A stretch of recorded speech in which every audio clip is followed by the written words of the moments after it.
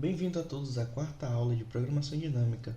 Hoje vamos trabalhar o problema de soma máxima de submatriz, utilizando o algoritmo de Cadeni. Vamos falar um pouco sobre o problema. Na ciência da computação, o problema de submatriz de soma máxima, também conhecido como problema de soma máxima de segmento, é a tarefa de encontrar uma submatriz contígua com a maior soma dentro de uma determinada matriz unidimensional de n números.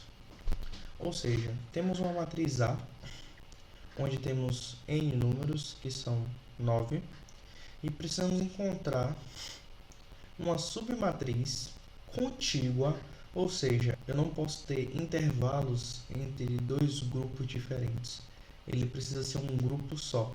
Então eu preciso achar qual desses grupos ele me dá a maior soma possível. Para este caso, depois de uma análise por inspeção, podemos ver que a soma máxima que existe para qualquer submatriz presente nessa matriz é do índice 3 até o índice 6, que nos dá uma resposta de 6. Qualquer outra submatriz aqui vai dar um valor menor do que 6.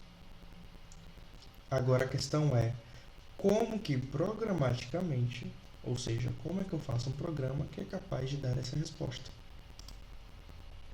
Vamos analisar algumas propriedades do problema primeiro. Lembra quando falamos lá de subproblemas, falamos de recorrência, explicamos as características de programação dinâmica? Que falamos que temos que entender o problema, pois para cada problema temos uma situação diferente? Então vamos estudar o problema primeiro. A primeira propriedade é que se a matriz tiver todos os números não negativos, o problema é trivial, porque queremos a soma máxima, correto? Se todos os números são positivos, a soma máxima é basicamente a matriz inteira. É só somar todos os números. Então, isso é trivial, mas é importante saber, é importante notar. Uma segunda propriedade é que se a matriz tem todos os números não positivos, então a solução é qualquer submatriz de tamanho 1 contendo o valor máximo da matriz. Por exemplo, esse aqui seria o menos 2, né? Porque todos os outros números vão ser menores e todas as somas entre eles vão ser menores ainda. Contudo, temos uma condição especial para este problema, em que às vezes é aceito a submatriz vazia. Então a resposta seria 0. Né? Pois se eu não escolher nenhum, eu ainda continuo melhor do que escolhendo qualquer um deles. A terceira propriedade é que temos várias submatrizes diferentes que podem ter a mesma soma máxima. Então, não necessariamente eu vou ter apenas uma solução. Neste caso, a primeira submatriz 0, 1 e a submatriz 3, 4, elas dão a mesma resposta, né? Que é 30. Então, também podemos ter várias soluções para o problema, para uma determinada matriz, com todas corretas. O que é importante de verdade é conhecer as propriedades daquele problema, por mais óbvias ou triviais que sejam, pois elas nos ajudam a identificar quem pode ser a recorrência e aqueles casos de borda que a gente chama, os casos especiais. Ou seja, meu programa funciona para 99% dos casos, mas tem um que falha. E as propriedades nos ajudam a encontrar este tipo de situação em que é específico. Do outro lado, conhecendo as três propriedades e conhecendo o problema, vamos aplicar uma solução trivial. Caso não tenhamos ideia por onde começar, a solução trivial é sempre um bom começo.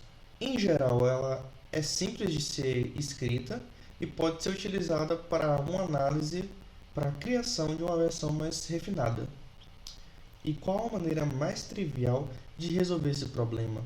Ora, eu preciso saber qual é a submatriz que vai me dar a soma máxima. E se eu gerar todas as submatrizes e testar qual delas me deu o valor máximo? É isso que vamos fazer. Vamos estudar a solução trivial e como ela resolve o problema. Inicialmente vamos chamar a função com esse vetor que está aqui embaixo. Vamos capturar o seu comprimento e vamos atribuir o primeiro elemento como a resposta. Essa resposta pode ser essa, como já vimos nas propriedades, ou pode ser alguma soma posterior, mas, como garantia, iniciaremos aqui.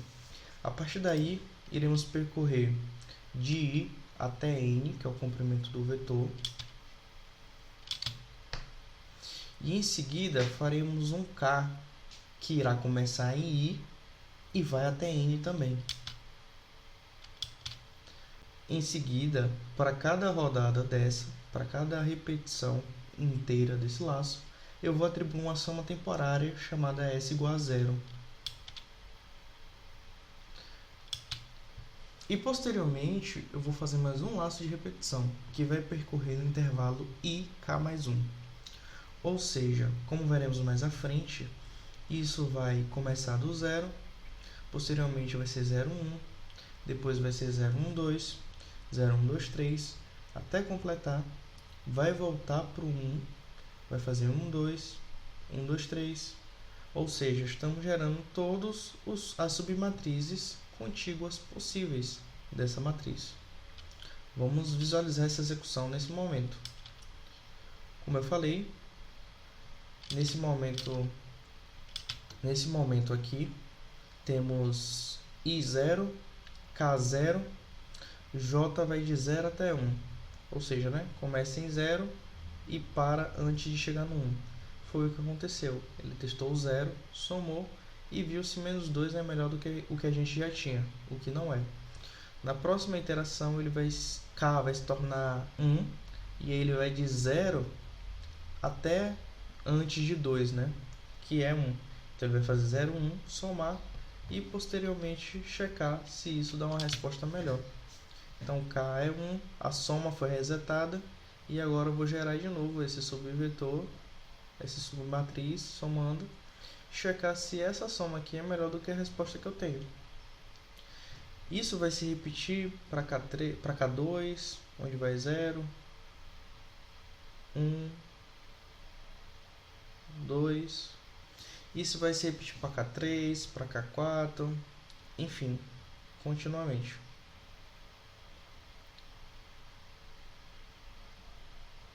Vamos avançar um pouquinho para quando o i for 1, tá? Até 4. Vamos avançar até quando o i for 1 para podermos ver uma interação do laço de fora. Aqui vamos para a interação onde o i vai virar 1. K vai de 1 até n, S igual a 0, J vai de 1 até 2, ou seja, vai testar o índice 1 e checar se é melhor. Na segunda vez, K vai de 1 até 2. Vai somar tudo isso e checar se a resposta se mantém. A melhor. Ele vai seguir fazendo isso partindo de todo o índice, crescendo até o final do vetor. Eu vou deixar uma execução acelerada para vocês poderem ver, caso consigam no player de vocês desacelerar o vídeo, ou pausar, caso queiram checar algum trecho específico, mas em geral vai se repetir dessa mesma forma que falamos até aqui.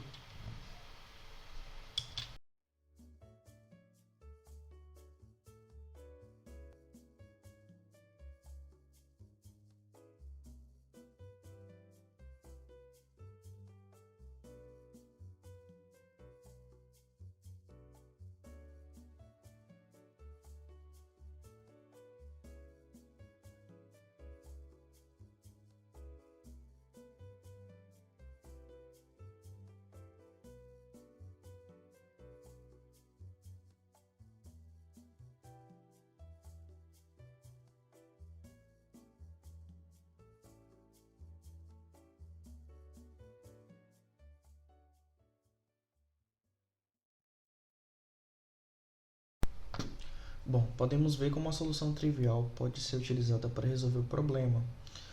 Mas essa solução ela tem complexidade de n ao cubo, o que é extremamente alto para vetores maiores. Então vamos precisar ter que aplicar a programação dinâmica para resolver. Anteriormente falamos sobre os três elementos presentes em toda a aplicação de programação dinâmica, que é o caso base, a definição de tabela e a fórmula de recorrência. Como falamos anteriormente, o caso base para problemas que aceitam matriz vazia é o zero, que é não escolher nenhum item. Caso contrário, vamos escolher o primeiro valor da matriz. É o melhor caso base que nós podemos ter. A partir dele, conseguimos construir a solução inteira. Vamos falar da tabela. A tabela se resume a apenas um inteiro, pois nos interessa apenas o valor da maior soma e a submatriz é contígua. Então não precisamos guardar valores de maior soma para várias submatrizes, queremos apenas a maior soma presente em qualquer submatriz. Dessa forma, temos apenas um caminho a ser percorrido ao mesmo tempo. Diferente de Fibonacci da mochila, que tínhamos que tirar -1 ou -2. Precisávamos colocar o item ou não colocar o item. Isso a cada sequência de itens que eu tinha para escolher. Aqui não. Ou a submatriz contígua do último lugar que eu validei até aqui é a melhor, ou o próximo valor em diante vai ser o melhor. Eu não preciso lembrar do que estava para trás. Se em algum momento minha soma se tornou pior do que o que eu tenho, basta eu abandonar tudo e seguir adiante. Dessa forma, só precisamos do valor. E para a fórmula de recorrência, considerando o caso base, vamos pensar em 3 situações. O caso base já é a melhor resposta. Então, precisamos levar isso em consideração. A segunda situação é que o próximo item ou a soma com o próximo item se torna melhor que o caso base. E a terceira situação, o próximo item ou a soma com o próximo item se torna pior que o caso base. Vamos analisar essas situações. A situação 1, o caso base é a melhor resposta. Nessa situação, caso a matriz nula seja aceita, o caso base é a melhor resposta. Todos os valores são negativos. A situação 2, o próximo item ou a soma com o próximo item se torna melhor que o caso base. Então temos -10, neste caso não é aceita a matriz nula. -10 é o primeiro valor, utilizamos ele como caso base. E em seguida vamos somar o próximo. -10 mais 2 é melhor do que -10? É -8. Mas o próximo item por si só, ele já é melhor? É, 2 é melhor do que -8. Então vamos ficar com 2. E vamos somar adiante a partir do 2. E a situação 3, o próximo item somado se torna pior que o caso base e não é melhor que o caso base. Então temos -10. Se somarmos -11, vamos ter -21. É pior do que -10. Só que -11 também é pior do que -10. Então vamos manter o -10. Tá? Isso por quê? Porque precisamos ter bem claro quais são as situações que ocorrem. Essa situação que ocorreu aqui, entre -10 e -11, vai ocorrer entre -10 e -5. E aí caímos na situação 2, em que o próximo, ou a soma com o próximo, é melhor. -10 menos 5 é -15, é pior. Mas -5 é melhor do que -10. Então, vamos apenas ignorar a soma e ficar com o valor. Vejam que algumas situações são reduzidas a outras. E isso nos leva à seguinte recorrência, que minha resposta DP é o melhor entre DP e soma. DP inicialmente é o caso base, e soma nada mais é do que a soma atual com o próximo ou o próximo. Isso resume todas as 3 situações. Da mesma forma que com a solução anterior, vamos visualizar como e por que esta recorrência funciona. Inicialmente utilizamos a mesma matriz do exemplo anterior e chamamos a função com esta matriz. Em seguida, ela vai guardar o comprimento dessa matriz na variável size e atribuir o primeiro elemento às variáveis soma e resposta, sendo -2 para as duas variáveis. A partir daí, considerando o primeiro elemento, vamos aplicar a recorrência. Quem é melhor? Nossa soma mais o elemento ou o elemento? Então, menos 2 mais 1 é menos 1, e o elemento é 1. Então, nossa melhor soma é 1. É o valor que é atribuído. E como 1 é melhor do que menos 2, nossa resposta também é 1. Em seguida, vamos testar o número menos 3. E veremos se menos 3 mais 1, que é menos 2, é melhor do que menos 3. E isso é verdade. Então, a soma vai virar menos 2. Mas menos 2 não é melhor do que nossa resposta, que é 1. Então, nossa resposta permanece. Em seguida, testaremos o 4. É melhor menos 2 mais 4, que é 2, ou o próprio 4? O 4. A partir daí, 4 é melhor do que a resposta que tínhamos e a resposta virou 4. O que acontece? Quando eu selecionei o 4, que está no segundo termo da função máximo, quer dizer que eu estou ignorando toda a soma anterior e começando uma nova soma a partir do 4. É assim que a invariante é mantida, ou seja, não corre risco de eu somar o 1 mais o 4 para dar um 5, sem considerar o menos 3 que está no meio. Lembra, o problema é de submatriz contínua que dá a maior soma. E assim o programa sucede testando para cada elemento. Vai testar com menos 1, a soma vai ser 3, mas não é melhor que a resposta. Vai testar com 2, a soma é 5, que é melhor do que 2. E 5 é melhor do que a resposta que tínhamos, que era 4. O próximo número é positivo, então sempre vai ser melhor somar o número positivo. Chegaremos na resposta 6. E 6 menos 5 é 1, que é melhor do que menos 5. Então, nossa soma vai cair para 1 de novo. E 1 mais 4 é 5, que é melhor do que 4, todos positivos. E 5 não é melhor do que a resposta que tínhamos. E aí, retornamos a resposta, sendo 6. Dessa forma, conseguimos resolver o problema em tempo linear. Vejam que na solução anterior, o programa ia e voltava várias vezes. Aqui fizemos em uma passada só.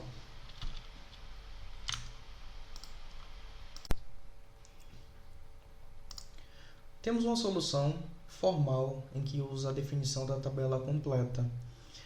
Se vocês observarem, este código se difere, em geral, pela linha 9, onde a recorrência permanece a mesma, mas ao invés de somar em uma variável apenas, somamos e armazenamos em toda a matriz.